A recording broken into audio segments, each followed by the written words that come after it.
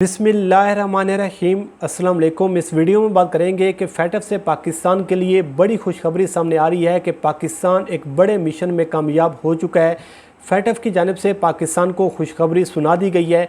इस हवाले से आज की वीडियो में आपके साथ मुकम्मल तफसीलात शेयर करेंगे। अफ़गानिस्तान के साबिक़ सदर अशरफ गनी की जानिब से एक माफ़ीनामा तहरीरी तौर पर जारी किया गया है कि अफ़गानिस्तान की आवाम से उन्होंने माफ़ी मांग ली है। इस हवाले से भी आज की वीडियो में आपके साथ मुकम्मल तफसीलात शेयर करेंगे कि जो माफ़ीनामा जारी किया गया है उसमें क्या कुछ तहरीर किया गया है, क्या चीज़ों को बेस बनाई गई है, इस हवाले से भी बात करेंगे। और इलेक्शन कमीशन और अपोजिशन जमातों का मुकमका सामने आ चुका है। हुकूमत पाकिस्तान की जानिब से जो पिछले 70 सालों से एक रोना रोया जाता है धांधली के हवाले से कि जितने भी इंतखाबात हुए हैं हर इंतखाबात पर सवालात उठाए जाती हैं, हर इंतखाबात के बाद धांधली का रोना रोया जाता है।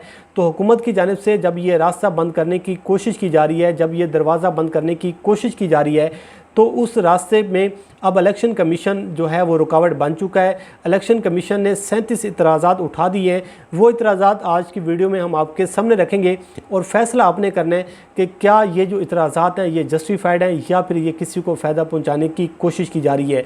लेकिन सबसे पहले बात कर लेती हैं साबिक़ सदर अफ़गानिस्तान अशरफ गनी ने जो अफ़गान अवाम से माफ़ी मांगी है उसके कुछ आम नुकात आपके सामने रखती हैं। सबसे पहले वो कहती हैं कि 15 अगस्त को तालिबान के गैर मुतवक्का तौर पर काबुल शहर में दाखिल होने के बाद अचानक शहर छोड़कर जाने पर मैं अफ़गानिस्तान की आवाम को एतमाद में लेना चाहता हूँ। अफ़गानिस्तान की आवाम को मैं मैं वज़ाहत देना चाहता हूँ। और वो ये कह रही हैं कि जिस तरीके से जो कुछ हुआ इस पर मुझे अफसोस है और मैं इस पर माफ़ी मांगता हूँ।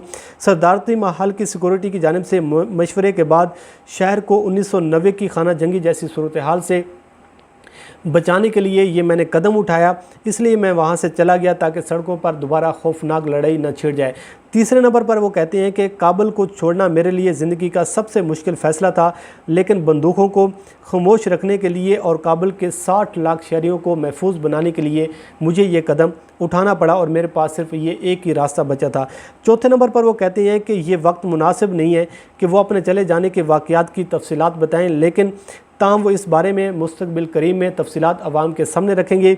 पाँचवें नंबर पर कहते हैं कि जो इशू एक आपने भी देखा होगा कि जब अफ़गानिस्तान के प्रेसिडेंट अशरफ गनी फ़रार हुए काबुल से, तो जब एयरपोर्ट पर पहुंचे तो उनके साथ डॉलर के बैग भी उनके साथ थे जो उनका स्टाफ वो लेकर घूम रहा था। तो इसको बुनियाद बनाकर उन्होंने कहा कि मुझ पर ये झूठे और बेबुनियाद इल्ज़ामात लगाए गए हैं कि मैं अफ़गानिस्तान से डॉलर के बैग जो है वो साथ लेकर आया हूँ। और वो कहते हैं कि इन मुकम्मल तौर पर ये जो बयानात ये इल्ज़ामात हैं ये झूठे हैं और इनमें कोई सदाकत नहीं है, उनकी एहलिया और उनके एहसास से ज़हर किए गए हैं और मैं अक़वाम मुत्तहिदा या किसी भी आज़ाद बॉडी के सामने अपना एहतसाब करवाने को मैं तैयार हूँ, अपने आप को पेश करने को मैं तैयार हूँ और अपना ऑर्डर जो है वो हर सतह पर मैं करवाने को मैं तैयार हूँ और इसकी तहकीकात भी की जाए। आठवें नंबर पर वो कहते हैं कि तालिबान के करीबी इत्तेहादी भी अपना जो मुआशी ऑडिट है वो भी उसके लिए मैं करवाने के लिए तैयार हूँ और जो कुछ भी है उसको मैं अपने आप को पेश करने के लिए तैयार हूँ। लेकिन उन्होंने कहा कि इस बात पर अफसोस का इज़हार किया कि इन कुर्बानियों का ये बाब भी इसी लम्हे पर ख़त्म हुआ जो उनके आबा-ओ-अजदाद को देखना और उनके मुल्क को इस्तेहकाम नहीं मिल सका। एक माफ़ीनामा जो है वो तहरीर किया गया है और कहा गया है कि मुझे दुख है, अफसोस है। और ये आप देख लें कि जब आप अपने अवाम को छोड़कर भाग जाते हैं तो आपको फिर आपका जो ज़मीर जब झंझोड़ता है, जब आपको दुनिया के किसी कोने में भी जब सुकून नहीं मिलता, तो ज़ाहिर बात है फिर आप माफ़ी भी मांगेंगे, आप आवाम के सामने गिड़गिड़ाएंगे भी सही, लेकिन वक्त जो है वो आपके हाथ नहीं आएगा। कि वक्त जो है वो उस बात का तयन करेगा कि मुश्किल वक्त में जब अपनी आवाम को आप छोड़कर जाती हैं, आवाम को अकेला छोड़कर भाग जाती हैं, अपने तहफ़्फ़ुज़ के लिए, अपने मुस्तक़बिल को बचाने के लिए अपनी आवाम को जब अकेला छोड़ देती हैं तो फिर आवाम आपको माफ़ नहीं करेगी, आप जितने भी मर्ज़ी माफ़ीनामे तहरीरी तौर पर भेज दें। अब हम बात कर लेते हैं फैटफ के हवाले से जो पाकिस्तान के लिए सबसे बड़ी खबर है। और आपके इल्म में है कि ये फैटफ का इजलास जो है वो जारी है और पाकिस्तान के हवाले से ये उम्मीद ज़ाहिर की जा रही है कि पाकिस्तान इंशाअल्लाह अब फैटफ की ग्रे लिस्ट से निकल जाएगा और भारत को एक शिकस्त होगी। जो भारत बिलियन डॉलर जो है वो इन्वेस्ट कर चुका है पाकिस्तान को ब्लैक लिस्ट करवाने के लिए, पाकिस्तान पर पाबंदियां लगवाने के लिए और पाकिस्तान को एक दहशतगर्द मुल्क डिक्लेयर करवाने के हवाले से जो भारत बिलियन डॉलर जो है वो खर्च कर चुका है उसको शिकस्त होने जा रही है और भारत को एक मरतबा फिर मुँह की खानी पड़ेगी। पाकिस्तान को एक लंबा जो है एक हदफ दिया गया था पाकिस्तान को, एक लंबे नुकात दिए गए थे और पाकिस्तान के सामने एक चार्जशीट रखी गई थी कि आप इन अहदाफ पर अमल करें। लेकिन अल्हम्दुलिल्लाह पाकिस्तान ने, पाकिस्तान की आवाम ने और पाकिस्तान के रियासती इदारों ने मिलकर एक बड़ा मिशन जो है वो अबूर कर लिया है। पहले 26 नुकात थे, उन पर अमल दरामद हो चुका था। फिर 27वां नुकात एक ऐसा नुक्ता था कि जो प्रॉपर्टी डीलर्स हैं, जो एक माफिया है, उनके खिलाफ कार्रवाई के हवाले से जो हुकूमत ने पिछले दिनों इकदाम उठाए, तो फैटफ के में उन्होंने रिपोर्ट पेश कर दी है, जिस पर फैटफ की जानिब से पाकिस्तान की कामयाबियों का इतराफ़ कर लिया गया है और पाकिस्तान के हवाले से ये उम्मीद ज़ाहिर की जा रही है कि इंशाल्लाह पाकिस्तान बहुत जल्द अब फैटफ की ग्रे लिस्ट से निकल जाएगा। जो तफसीलात सामने आ रही हैं कि जो अहदाफ दिए गए थे उसके असूल के लिए पाकिस्तान की कामयाबियों का इतराफ़ कर लिया गया है और फैटफ ने पाकिस्तान की जानिब से नुमायाँ कामयाबी हासिल की है। ये कहा जा रहा है पाकिस्तान को जो अहदाफ दिए गए थे उनकी कारकर्दगी जारी कर दी गई है, जिसमें फैटफ पर हुकूमत पाकिस्तान की पेशरफ्त और कारकर्दगी पर इत्मीनान का इजहार किया गया है। रिपोर्ट में ये भी कहा गया कि पाकिस्तान ने इंसदाद मनी लॉन्ड्रिंग समेत बेशतर अहदाफ पर बेहतरीन कारकर्दगी दिखाई है, इंसदाद मनी लॉन्ड्रिंग के लिए बेहतरीन कवानीन बनाए और इस हवाले से पाकिस्तान के इकदाम तसली बख्श हैं, पाकिस्तान के जो इकदाम हैं वो इत्मीनान बख्श हैं। रिपोर्ट के मुताबिक पाकिस्तान को दिए गए 40 अहदाफ में से 39 पर बेहतरीन कारकर्दगी दिखाई। सिर्फ एक हदफ है जिसके असूल में पाकिस्तान को खतर ख्वाह कामयाबी नहीं मिली। पाकिस्तान पोस्ट को अपग्रेड करने और इदारे के जो एक फ़ाइनेंशियल अमूर हैं उनको दस्तावेज़ी बनाने की ज़रूरत है। पाकिस्तान में प्रॉपर्टी के शोबे में मशकूक सरमाया अब तक रिपोर्ट नहीं हुई, ताम जायदाद की ख़रीद फरोख्त के हवाले से जो इक़दाम हैं वो पाकिस्तान को जो उठाए गए उनको भी वेलकम किया गया है। तो जो पाकिस्तान के लिए एक अच्छी खबर है। तो इंशाल्लाह पाकिस्तान अब फैटफ की ग्रे लिस्ट से निकल जाएगा। अब आखिर पर हम बात कर लेते हैं कि इलेक्ट्रॉनिक वोटिंग मशीन पर जो इतराज़ात सामने आ रही हैं, इलेक्शन कमीशन ने 37 इतराज़ात उठा दिए हैं। हुकूमत पाकिस्तान धांधली का रास्ता रोकने के लिए इलेक्ट्रॉनिक वोटिंग मशीन लेकर आ रही है ताकि जो भी इंतखाबात होते हैं रियासत का एक पैसा भी खर्च होता है, रियासत के वसाइल भी खर्च होती हैं, वक्त भी खर्च होता है। लेकिन जब इंतखाबात हो जाती हैं तो 5 साल बाद जब इंतखाबात होते हैं तो जीतने वाली जमात खुशियाँ मना रही होती है, लेकिन हारने वाली जमात जो है वो रोना रो रही होती है, वो धांधली के इल्ज़ामात लगा रही होती है। कभी पाकिस्तान के फ़ौज पर इल्ज़ामात लगाए जाती हैं, कभी ISI पर इल्ज़ामात लगाए जाती हैं, पाकिस्तान की एस्टेब्लिशमेंट को इसका इल्ज़ाम दिया जाता है।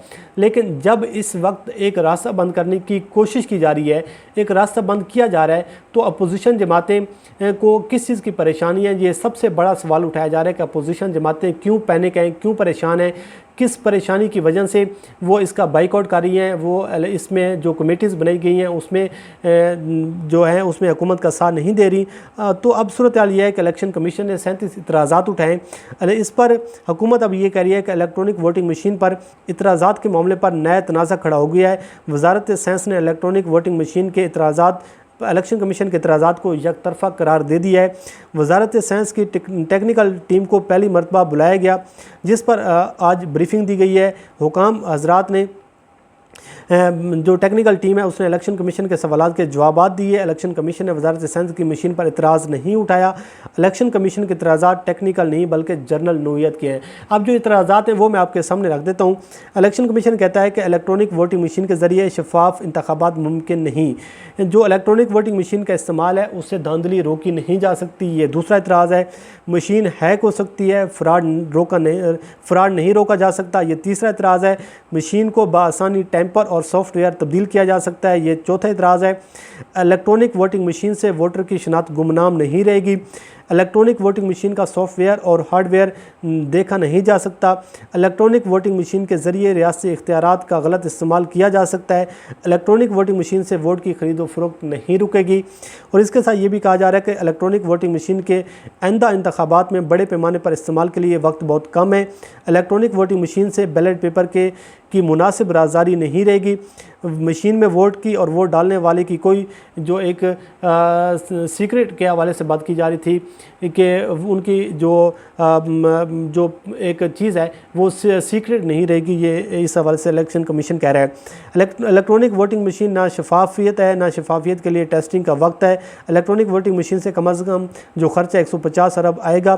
खती रकम खर्च करने के बावजूद भी इलेक्शन की शफाफियत पर और साख पर सवालात उठाए जाएंगे। इलेक्ट्रॉनिक वोटिंग मशीन किसकी तहवील में रहेगी ये कुछ नहीं बताया जा रहा। वेयर हाउस और ट्रांसपोर्टेशन के दौरान मशीन के सॉफ्टवेयर तब्दील किए जा सकते हैं। ब्लैक बॉक्स में शफाफियत पर भी सवाल उठ सकता है। इलेक्ट्रॉनिक वोटिंग मशीन पर आवाम का एतमाद है और ना ही स्टेक होल्डर इस पर मुतफिक हैं। ये इलेक्शन कमीशन की जानिब से इतराज़ात उठाए गए।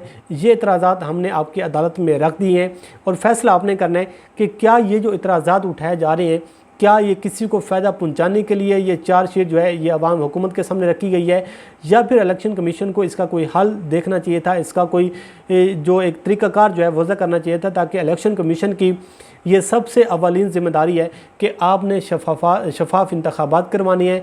इलेक्शन कमीशन की वजह से 5 साल के लिए एक रियासत पर एक हुकूमत जो है एक किसी भी जमात की जो हुकूमत कायम होती है वो हुक्मरानी करती है, लेकिन इलेक्शन कमीशन जो है वो इस किस्म का खेल खेलने की कोशिश कर रहा है। बहरहाल ये तफसीलात हमने आपके सामने रखी हैं कि अफ़गान सदर का माफ़ीनामा और इसके साथ साथ फैटअप से जो खबर सामने आई है, इलेक्शन कमीशन के जो इतराज़ात हैं, अब ये तमाम जो तफसीलात हैं वो हमने आपकी अदालत में रख दी हैं। अल्लाह करीम आपका हामी नासिर हो।